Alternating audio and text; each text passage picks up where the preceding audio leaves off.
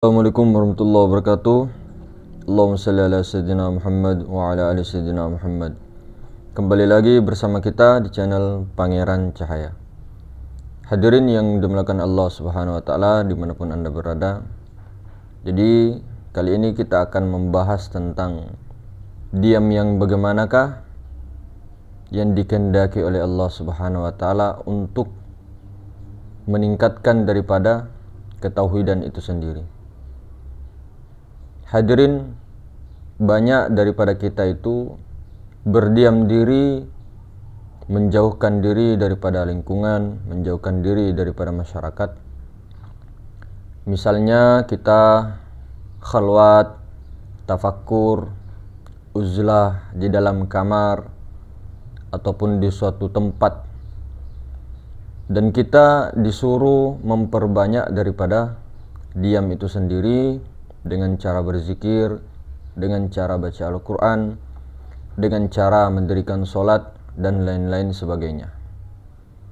Maka diam manakah yang dikehendaki untuk mencapai daripada tingkatan-tingkatan tauhid itu, sehingga tauhid itu tambah tinggi, tambah iman, tambah yakin. Contoh kita sendiri ketika kita sedang bersendirian tanpa siapapun, kita itu menutup mata, bahkan membuka mata dan mencoba untuk diam.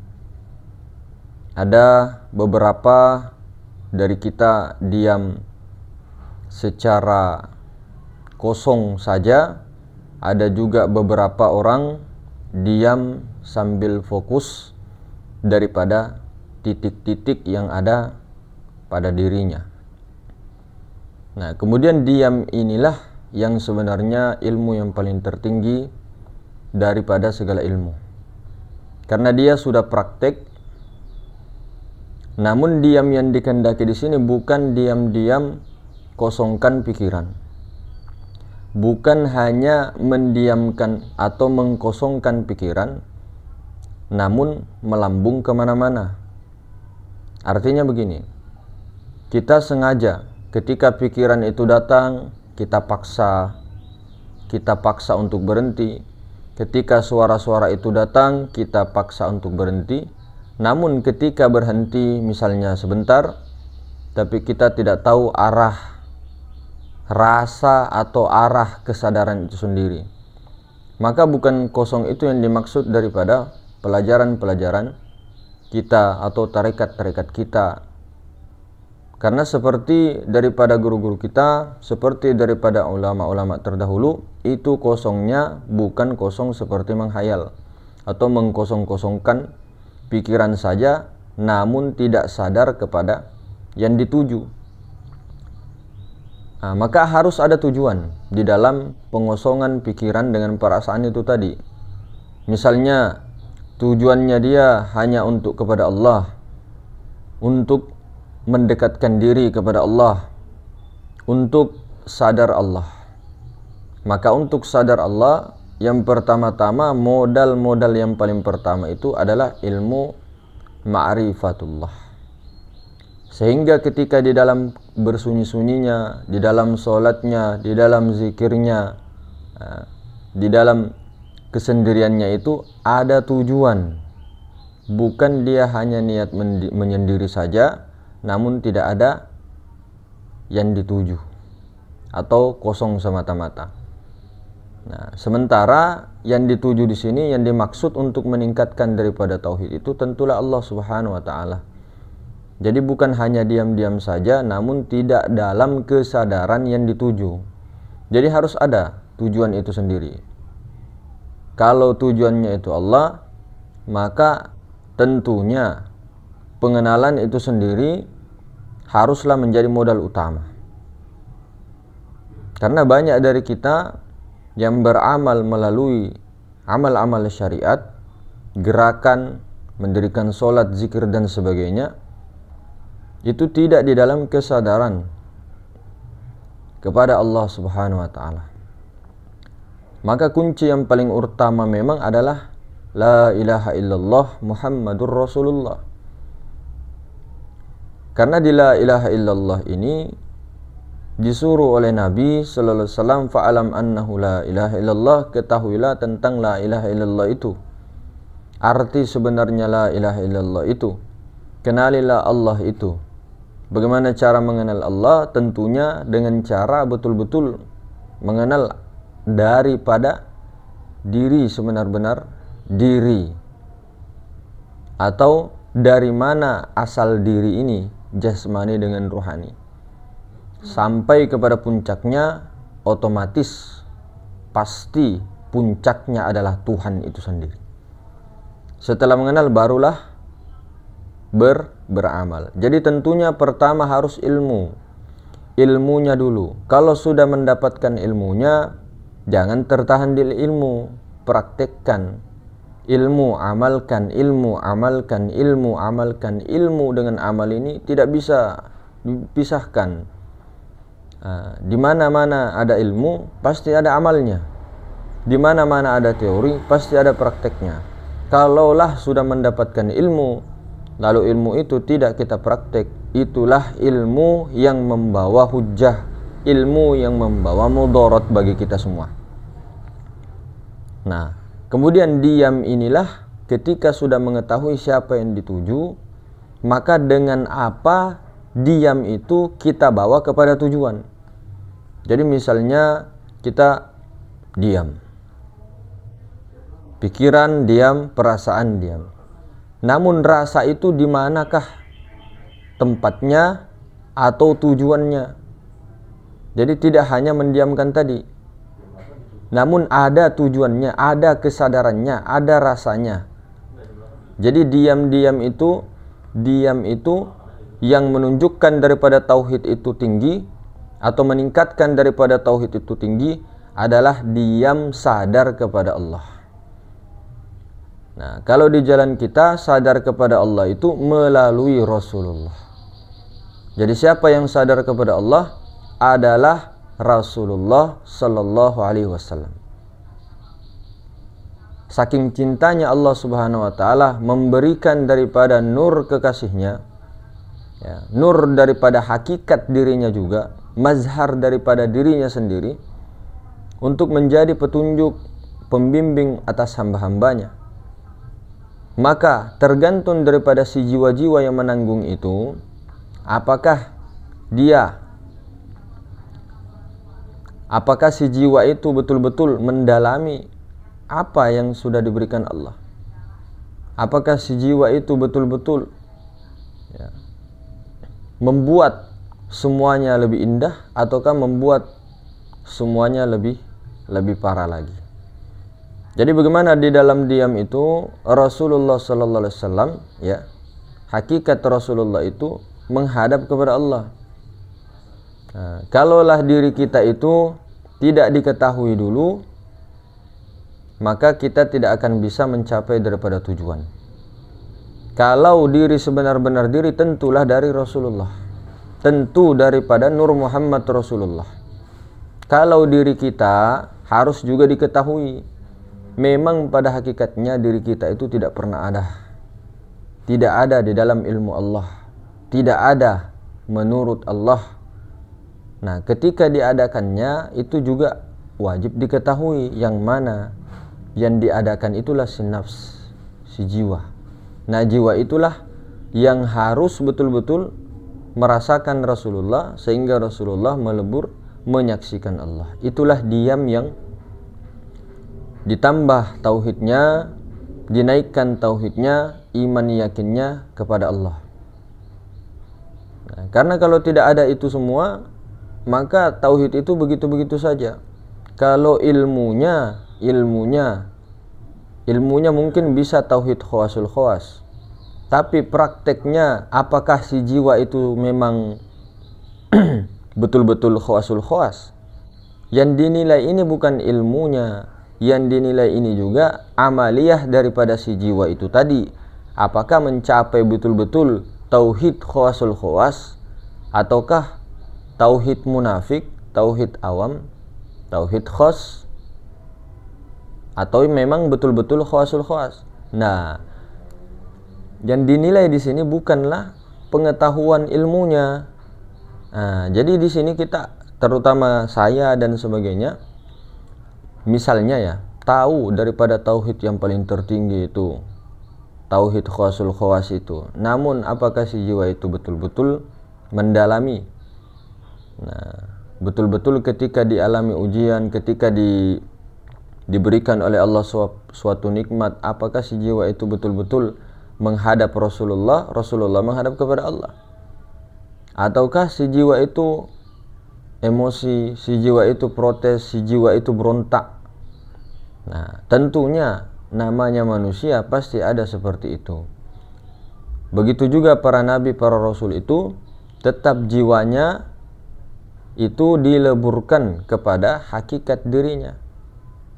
Nah, karena semua ini pada diri kita, pada diri semua manusia itu ada cahayanya Allah. Di situ ada sifat-sifat Allah. Maka apakah kita menggunakan sifat-sifat kita yang kemanusiaan ini, yang bodoh dan sebagainya, ataukah kita meleburkan jiwa itu tadi kepada sifat-sifat Allah, sehingga sifat Allah inilah yang benar-benar akan membuat mahabbah, yang benar-benar akan mempraktekkan itu semua, sehingga ibadahnya, amaliyahnya, sholatnya, zikirnya, semuanya itu tentu sampai kepada Allah.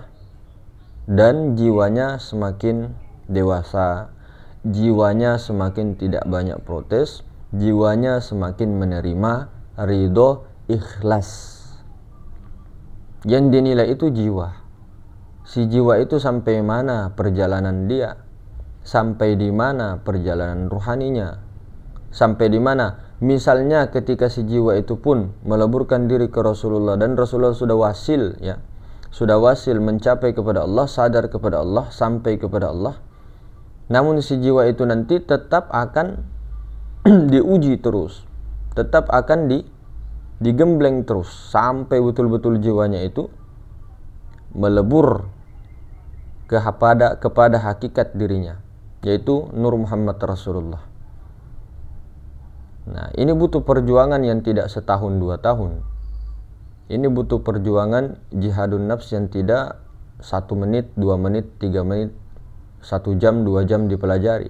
Kalau ilmunya itu 1 jam, 2 jam bisa dipelajari. Tapi kalau amaliyahnya itu tergantung Allah. Nah, maka secara syariat tidaklah kita mengatakan bahwa tidak ngapa-ngapain setelah mengetahui tauhid khawasul khawas santai begitu saja, tidak. Amaliyahnya si jiwa itu bagaimana? Apakah mengamalkan apa tidak? Apakah hanya sekedar tahu ilmu ma'rifat itu sudah selamat? Kan tidak begitu. Amaliyahnya. Nah, si jiwa ini kemana dia menghadap? Si jiwa tidak bisa langsung menghadap kepada Allah tanpa melalui perantara cahaya Allah. Karena yang sampai kepada Allah hanya cahaya Allah itu. Jadi diamnya kita untuk meningkatkan daripada tauhid, mendewasakan daripada jiwa, mendiamkan pikiran perasaan, menghadapkan jiwa kita kepada Rasulullah, kepada cahaya Allah. Cahaya Allah itulah yang betul-betul sadar, yang betul-betul sampai lagi kembali kepada Allah. Dan itu yang mau dipertahankan. Kesadaran itu yang mau dipertahankan. Maka secara syariat ada ikhtiar, namun ikhtiar ini tidak ada bekas kalau tidak ada rahmat Allah. Kenapa? Karena Allah Ta'ala yang memperjalankan hambanya, bukan kita berjalan sendiri. Namun di dalam itu semua jangan juga mengatakan bahwa kita tidak perlu ngapa-ngapain dan sebagainya. Kitanya yang tidak perlu ngapa-ngapain itu si jiwa. Si jiwa, bukan jasad. Jadi si jiwa itu kuncinya. Si jiwa itu ketika meleburkan dirinya kepada hakikat Muhammad Rasulullah, kepada cahaya Allah, ketika dia berzikir, cahaya Allah yang berzikir. Ketika dia sholat, cahaya Allah yang sholat. Ketika dia beraktivitas, cahaya Allah yang beraktivitas. Itulah yang disebut mati. Jiwanya sudah mati. Jiwanya sudah tidak berbuat lagi. Bukan hanya kita ini mengiktikadkan saja, meyakini saja kita ini tidak ada, yang ada hanya Allah, terus selesai begitu. Tidak. Tidak. Bagaimana si jiwa itu betul-betul mempraktekkan apa yang dia katakan? Betulkah yang ada hanya Allah? Akan tetapi di dalam aktivitas, di dalam pembicaraan, di dalam penglihatan, di dalam kehendaknya, bukan Allah, tetapi menyembah selain Allah. Orang kalau tidak tahu mengenal Allah, tidak tahu hakikat dirinya, maka dikhawatirkan pikiran perasaannya itu tentulah kepada hal selain Allah. Dan itu di dalam hukum hakikat sama dengan menyembah selain Allah. Ketika dia mempertuhankan pikiran perasaannya kepada selain Allah, itu adalah mempertuhankan selain Allah. Mempertuhankan di dalam ilmu hakikat. Ketika pikirannya, perasaannya lari selain daripada Allah, itu adalah mempertuhankan selain daripada Allah. Meyakini ada manfaat, meyakini ada mudarat, kecelakaan selain daripada Allah, meyakini takut santet, takut ini, takut setan, takut hantu, itu semua menyembah selain daripada Allah. Meskipun dia tidak menyembah naik turun, sujud di pohon, tidak. Syirik itu bukan hanya menyembah pohon, tapi jiwanya itu mengarah kemana? Si jiwa itu kalau mengarah kepada selain Allah, itu namanya syirik. Itulah syirik. Meyakini apapun. Ini sekarang kita kan ilmunya tinggi. Tauhidnya khawasul khawas, ilmu ma'rifat beredar di mana-mana. Google juga di mana-mana, ketik martabat 7 apa semuanya ada. Tapi si jiwa ini apakah betul-betul meyakini bahwa la ilaha illallah, tidak ada yang mampu mendatangkan manfaat apa saja? Motor tidak manfaat, mobil tidak manfaat, rumah tidak manfaat, uang tidak manfaat, pekerjaan semuanya dan tidak manfaat. Apakah betul? Bukan berarti kita tinggalkan semua secara jasmani, tapi si jiwa itu apakah betul-betul mengatakan yakin seperti itu, ataukah malah jiwanya mengarah ke situ? Nah, sedangkan la ilaha illallah ini saja kita tidak lolos. Kan di sini perjuangan, di sini perjuangan. Coba dicek masing-masing hati kita, dicek jiwa kita. Apakah masih ada pengagungan terhadap sesuatu yang mendatangkan manfaat, baik mudarat juga. Ketika pikiran perasaan masih khawatir, masih takut tentang mudarat-mudarat daripada sesuatu, itu mempertuhankan sesuatu. Jadi untuk mentuhankan Allah, melepaskan syirik atau melepaskan daripada penyembahan kepada sesuatu-sesuatu itu dilihat, itu jiwanya, bukan mulutnya. Bukan mulut saya seperti saya ini bicara ke dalam terus tauhid, ma'rifat. Apakah jiwa ini begitu? Kan belum tentu. Belum tentu. Maka disinilah kita sama-sama berjuang. Hakikatnya kita semua adalah santri daripada Rasulullah, hamba daripada Allah. Itu targetnya. Apakah betul-betul kita ini santri Rasulullah? Apakah betul-betul kita ini hamba Allah? Kan belum tentu. Barangkali kita hamba dunia, barangkali kita hamba nafsu. Apa yang dilihat si jiwa itu mengarah kemana? Mengarah ke Allah. Betulkah 24 jam mengarah ke Allah? Ataukah beberapa jam? Ataukah 24 jam itu kita semua mengarah kepada selain Allah? Betulkah ini kita hamba Allah? Ya, menurut pengakuan kita, ya kita hamba Allah. Menurut pengakuan kita, kita umatnya Rasulullah. Pengakuan kita, apakah Rasulullah betul-betul sudah mengakui kita sebagai umatnya? Apakah Allah sudah mengetahui, sudah mengakui kita sebagai hamba Allah? Apakah sudah mendapat predikat hamba Allah? Ataukah kita hamba hawa nafsu? Ataukah kita hamba harta benda, hamba dukun santet, hamba dukun kesaktian? Coba direnungkan itu. Diam-diam yang bagaimana yang dimaksud Allah untuk meningkatkan tauhid? Apakah dengan belajar saja? Amal. Apakah dengan amal saja? Tidak ada ilmu? Oh tidak. Dua-duanya. Jadi si jiwa itu mengarah kemana? Coba dicek. Mau makan. Makan itu perintah Allah, minum itu perintah Allah. makan, minum. Tapi makankah dengan apa? Dengan diri kita, jiwa kita, nafsu. Apakah makan dengan Rasulullah? Rasulullah yang makan, yang minum, Rasulullah yang sholat, Rasulullah yang berjalan. Itu baru umatnya Rasulullah. Kita ini mengaku umatnya Rasulullah. Sok-sok sok-sok lebih baik daripada ini yang lain dan sebagainya. Tapi apakah betul-betul hakikatnya kita ini sudah umatnya Rasulullah? Ya setidaknya kan kita memang umatnya, Mas. Iya memang itu, ya memang secara syariat iya memang betul-betul kita umatnya Rasulullah. Tapi apakah memang hakikatnya betul-betul kita sudah mendalami itu semua? Kan belum. Apakah hanya pakaian saja terus kita sudah umatnya Rasulullah begitu? Ya secara syariat ya begitulah. Namun secara hakikat apakah betul-betul kita ini pantas disebut umat Rasulullah? Apakah kita ini pantas disebut hamba Allah, sementara kita, hati kita, pikiran, perasaan kita selain daripada Allah? Hamba Allah atau hamba setan? Atau hamba nafsu? Coba dipikir.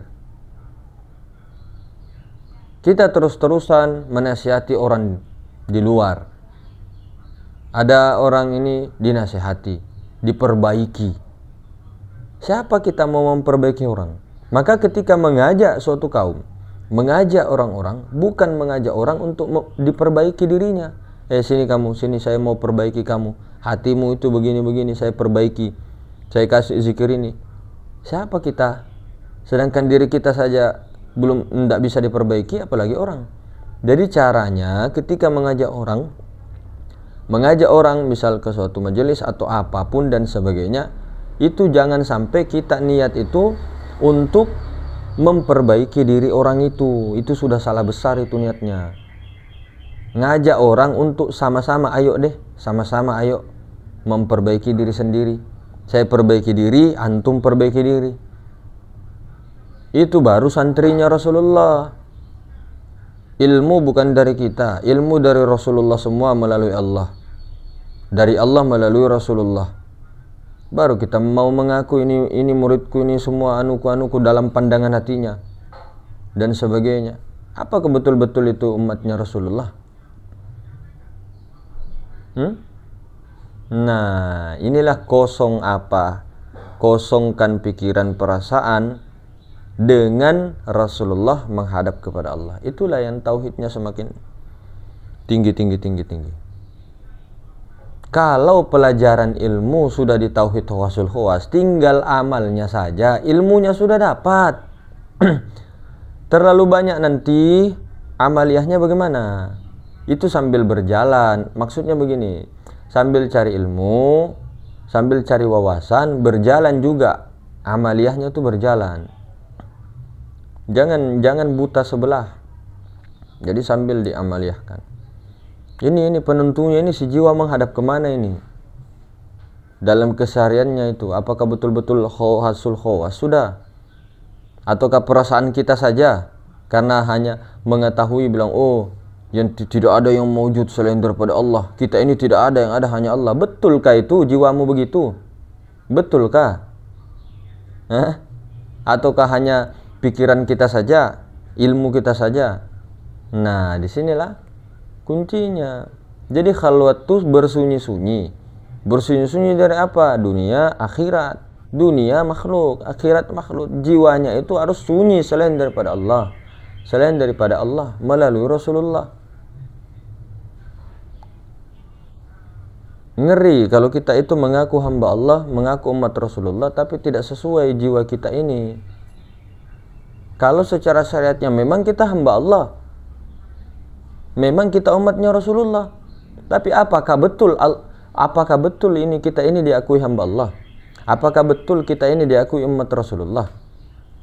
Ya, pengakuan kita iya. Makanya kenapa pada saat itu kan diceritakan di dalam ilmu syariat, banyak yang mengaku umat Rasulullah tidak diakui oleh Rasulullah.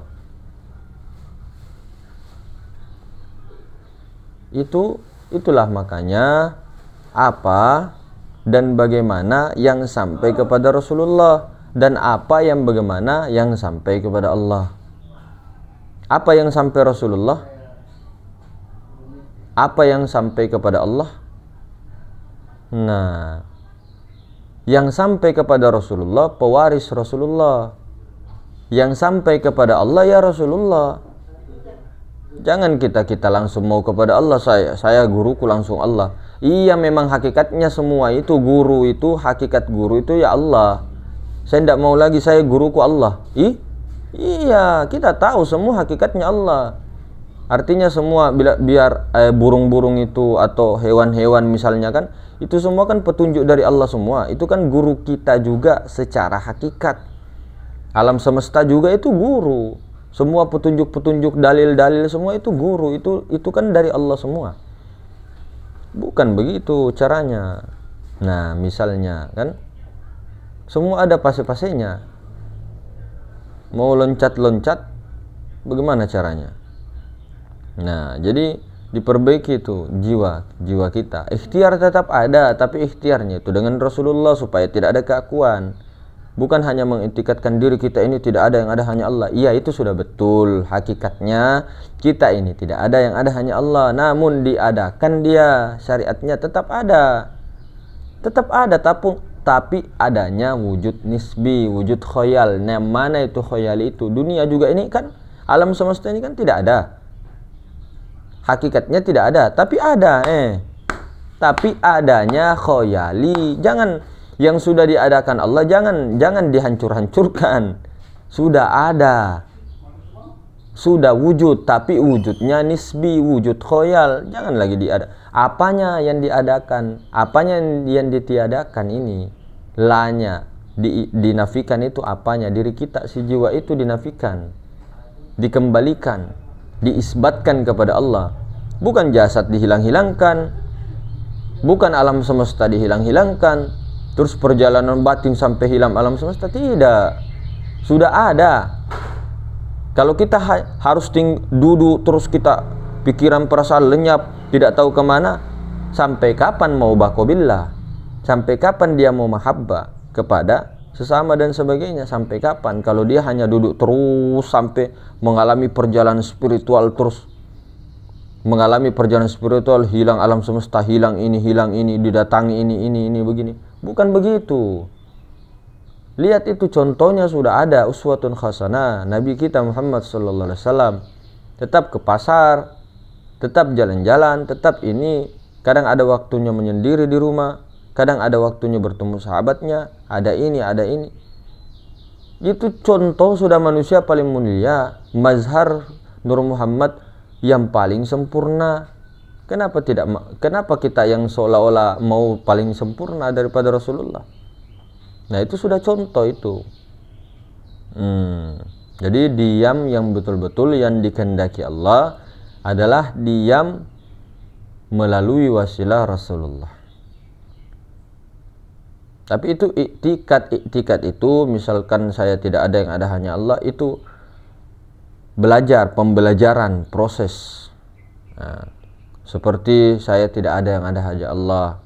Oh, ternyata kita bertafakur, oh ternyata sifat-sifat 7 ini adalah sifatnya Allah.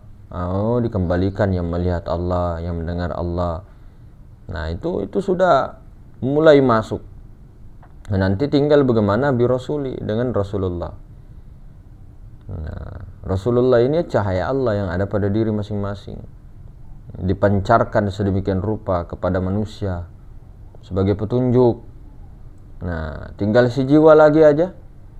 Secara syariatnya, secara hakikatnya ya tinggal rahmat Allah saja, tinggal kekuasaan Allah saja.